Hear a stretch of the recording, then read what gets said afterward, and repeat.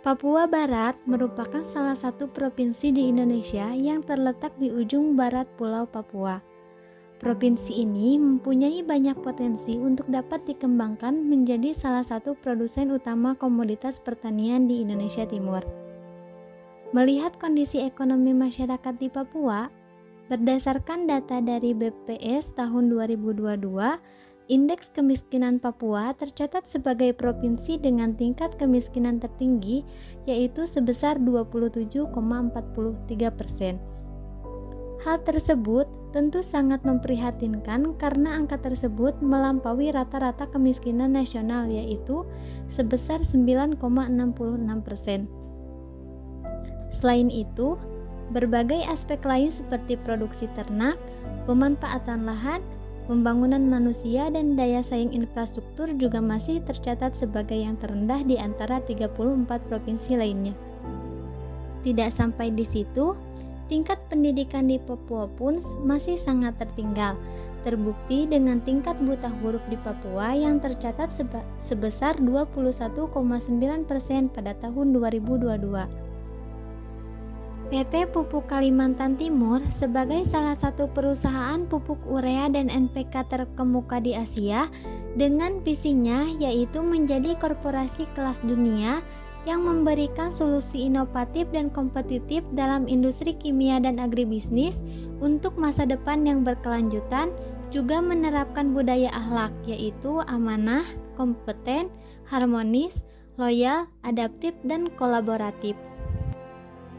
Saat ini, Pupuk Kalimantan Timur berencana membangun pabrik urea baru di Papua dengan kapasitas 1,15 juta ton urea dan 825.000 ton amoniak.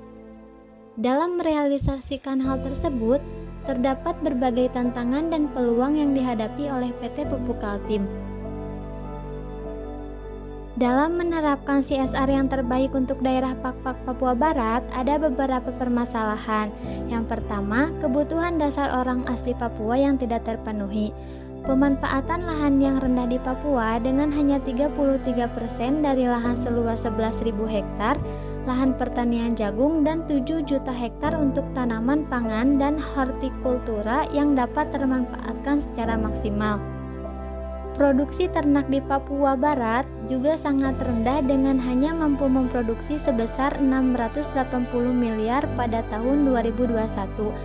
Kemudian, tingkat kemiskinan dan tingkat pembangunan manusia di Papua juga tercatat menjadi yang terendah di antara 34 provinsi di Indonesia. Selain itu, tingkat daya saing infrastruktur di Papua juga menjadi yang terendah dengan skor 50,13%. Yang kedua yaitu kesenjangan pengetahuan dan kompetensi antara penduduk Papua dan ekspektasi industri. Misalnya, tingkat pendidikan dan kompetensi yang rendah. Hal ini juga sejalan dengan data BPS yang menunjukkan angka buta huruf di Papua pada tahun 2022 tercatat sebesar 21,9%, yang berarti sebanyak 900.000 penduduk Papua berusia 15 tahun ke atas tidak dapat membaca dan menulis. Kami, Harvest Team dari Universitas Islam Bandung yang beranggotakan Nita Nur Azizah, Nabila Nurunisa, dan Naufal Salahuddin Rahman akan menganalisis permasalahan tersebut dan mencoba menemukan alternatif solusi bisnis yang terbaik untuk program CSR Pupuk Kalimantan Timur di Pak-Pak, Papua Barat. Nah, dari berbagai permasalahan yang ada, kami memberikan dua alternatif untuk solusi bisnis yang sesuai dengan kondisi masyarakat di Pak-Pak. Yang pertama yaitu menerapkan integrated farming system. Integrated farming system ini akan mendukung produksi pertanian, peningkatan ekonomi serta pelestarian sumber daya alam, dan kemandirian serta kesejahteraan petani secara berkelanjutan. Ada beberapa keunggulan dalam menerapkan integrated farming system ini secara langsung.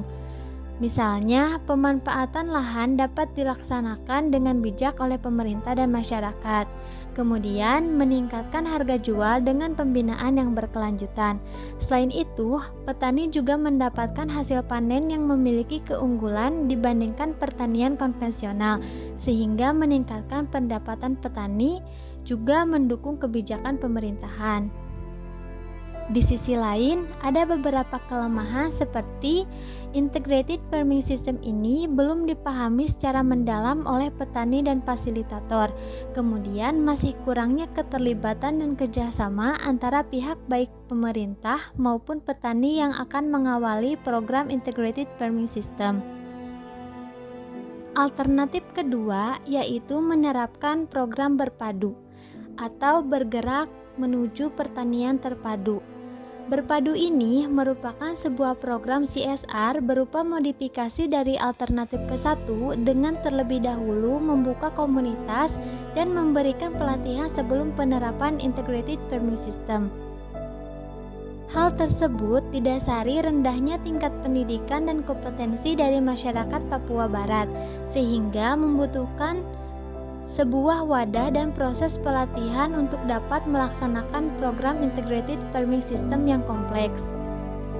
Berdasarkan data dari BPS, peternakan terbanyak di daerah Pakpak, Papua Barat pada tahun 2018 yaitu peternakan sapi dan pertanian padi. Oleh karena itu, kami memutuskan untuk perusahaan agar lebih berfokus pada kedua bidang tersebut. Waktu pelaksanaan program ini yaitu dimulai dengan membuka komunitas pada tahun 2024, kemudian dilanjutkan dengan mengadakan pelatihan mengenai pertanian, peternakan, dan integrated farming system pada tahun 2025 dan kemudian melakukan implementasi pada tahun 2026. Dengan dilakukannya hal tersebut, diharapkan penerapan integrated farming system yang akan dilakukan akan berjalan dengan efektif dan efisien. Dalam melaksanakan program berpadu atau bergerak menuju pertanian terpadu, ada beberapa manfaat yang bisa dirasakan oleh perusahaan. Misalnya, perusahaan dapat menjalin hubungan keterikatan sosial yang lebih erat dengan masyarakat dan sebagai bentuk komitmen perusahaan dalam meningkatkan pemahaman petani dan mendorong produktivitas lahan pertanian. Selain itu, bisa juga dilakukan sebagai tempat melakukan riset pasar dan berpeluang besar dalam mengembangkan berbagai produk pupuk organik yang sesuai dengan permintaan pasar. Kemudian, bisa menurunkan biaya tenaga kerja dengan bisa memperkerjakan masyarakat setempat yang sudah melakukan pelatihan di pabrik baru dengan perjanjian rentan gaji yang sudah disepakati sebelumnya. Dari decision tree analysis yang dilakukan, alternatif ke-1 mempunyai margin yang lebih kecil yaitu sebesar minus 1.286 juta rupiah. Sementara itu, alternatif kedua yaitu menerapkan program berpadu mempunyai margin yang lebih besar yaitu sebesar 1.889 juta. Hal ini berarti alternatif kedua yaitu program berpadu atau bergerak menuju pertanian terpadu lebih menguntungkan untuk diterapkan pada program CSR yang dilakukan PKT di Pakpak, Papua Barat karena mempunyai margin yang lebih besar.